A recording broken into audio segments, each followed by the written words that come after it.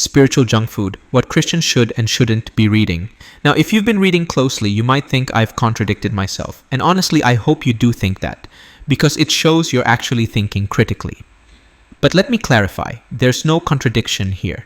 Yes, I've warned against certain kinds of books, and yes, I also said there's no harm in reading material outside the safe little bubble of approved evangelical reading lists. Here's what I mean. When I talk about harmful books, I'm not referring to thoughtful works like the classics, poetry, history, or even the more rigorous branches of political thought and the liberal arts.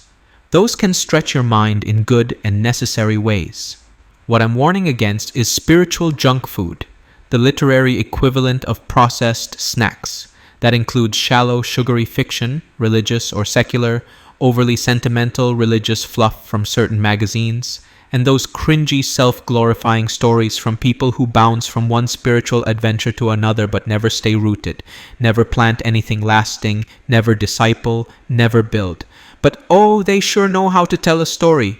Then there's the digest-style religious content, bite-sized theology, oversimplified and overprocessed for quick consumption. You can read it fast, think even faster, and come away with less than you started. It doesn't feed your soul, it trains your brain to crave shortcuts and spiritual fast food. Over time, this kind of content makes real, thoughtful Christian reading seem boring or even unbearable.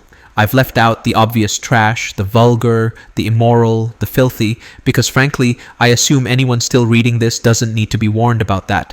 I trust you have enough spiritual sense to know what's simply rotten. So yes, read widely, but read well. Don't train your mind to chase noise. Choose depth over hype. Your soul deserves better than clickbait in paperback form.